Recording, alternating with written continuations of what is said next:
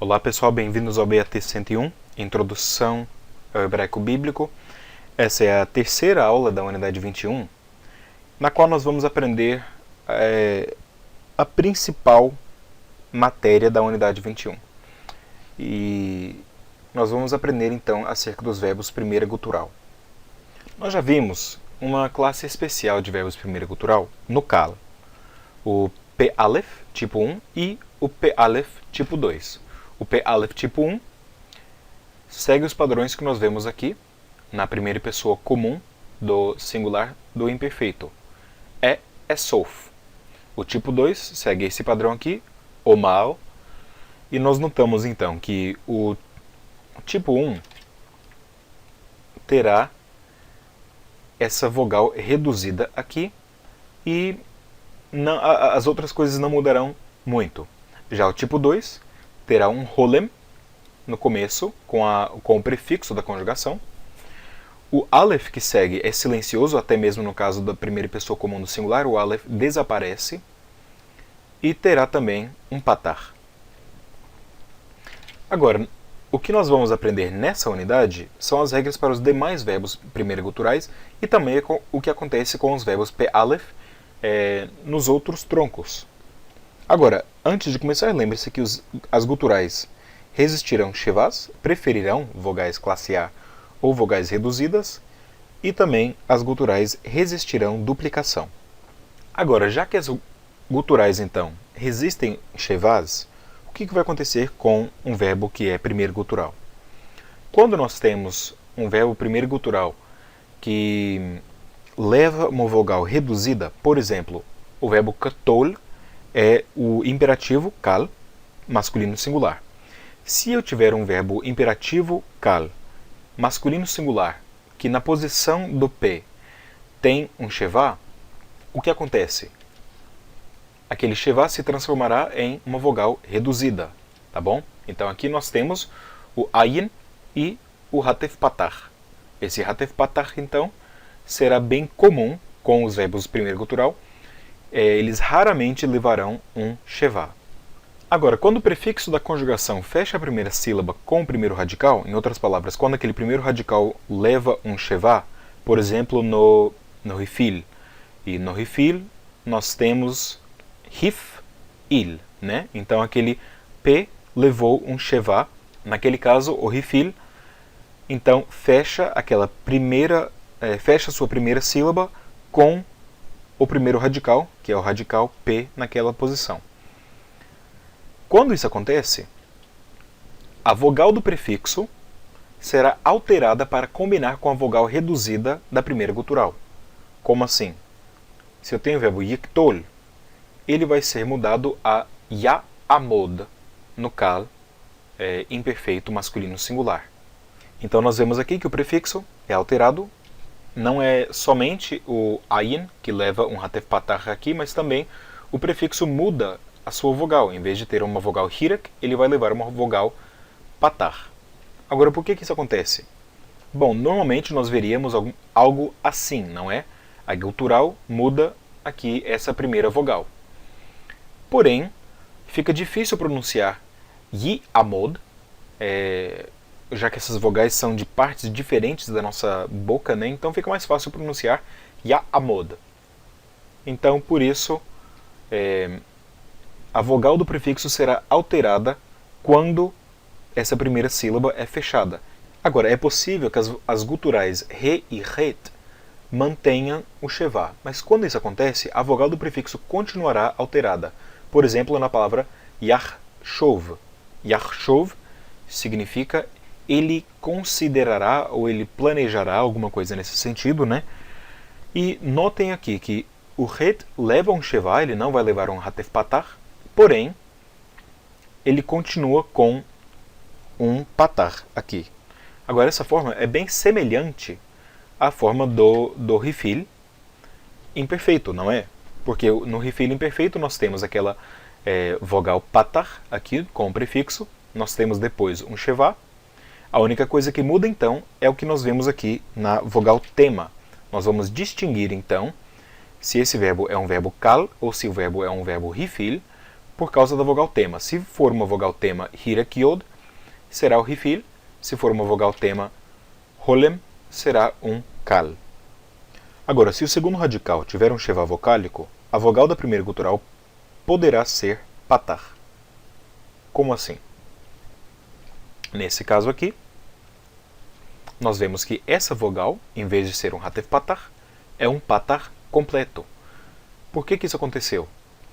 Bom, fica difícil pronunciar um hatef patar juntamente com um sheva. O hatef patar não pode suportar uma sílaba fechada completa.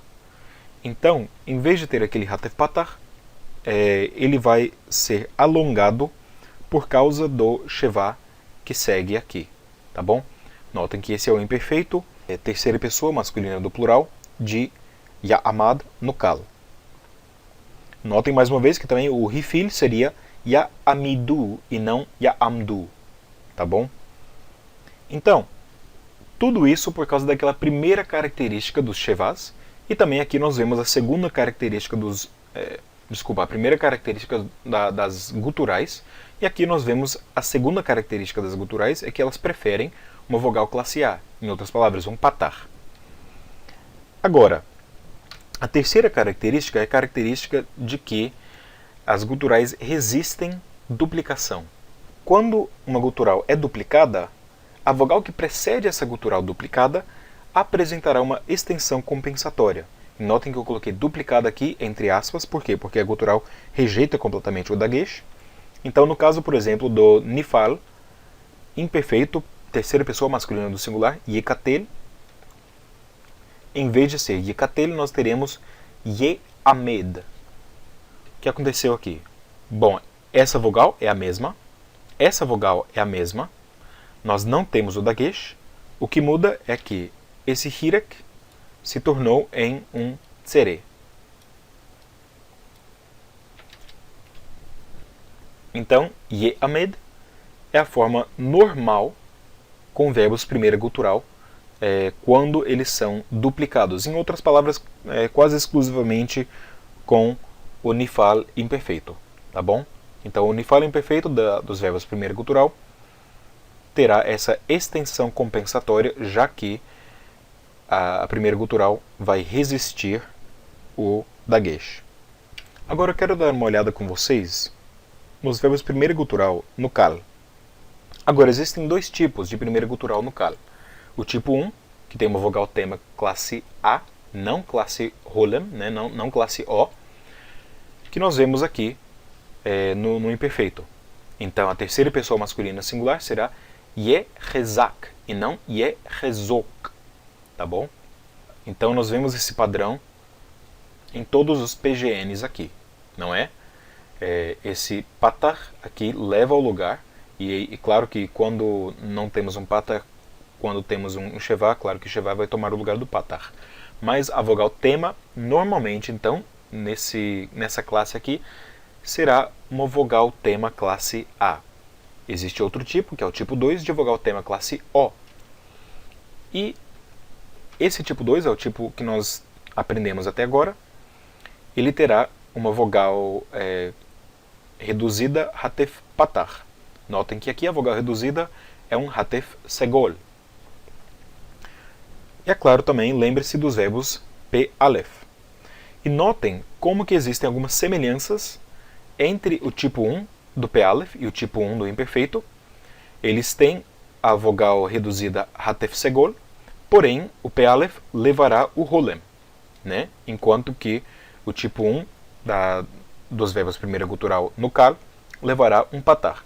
Já esse patar é o que aparece aqui no tipo 2 do p-alef, enquanto que o tipo 2 do imperfeito, da primeira gutural imperfeita, levará um holem, assim como o tipo 1 do p-alef. Eu não quero confundir vocês, mas eu quero apenas mostrar como que esses verbos vão interagir uns com os outros e tentar facilitar o aprendizado. Notem então que é possível ver uma vogal reduzida hatef segol e é possível também ver essa vogal tema classe A mesmo no kal, tá bom? Mais uma vez, o kal é o tronco mais comum, e como o kal é o tronco mais comum, ele também será o mais irregular. Agora, antes de terminar a nossa lição dos verbos primeira gutural, eu quero mostrar algumas anomalias do verbo primeira gutural. É claro que existe a anomalia do verbo P-Aleph, mas existe apenas uma outra anomalia importante. Essa outra anomalia é que os verbos hayá e hayá agirão como se fossem apenas lamed-he, não agirão como se fossem primeira guturais. Em outras palavras, esses verbos levarão um shevá e não levarão uma vogal reduzida, como nós acabamos de aprender. E nós até já vimos isso, né, em alguns exercícios escritos que fizemos até agora.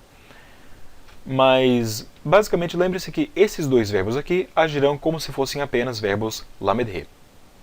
Bom, pessoal, é isso aí então. Eu vou colocar um resumo em PDF no site do BAT, mostrando quais são as características dos verbos primeira gutural. Vamos continuar. Vamos aprender agora sobre o tronco Richtafel. Shalom.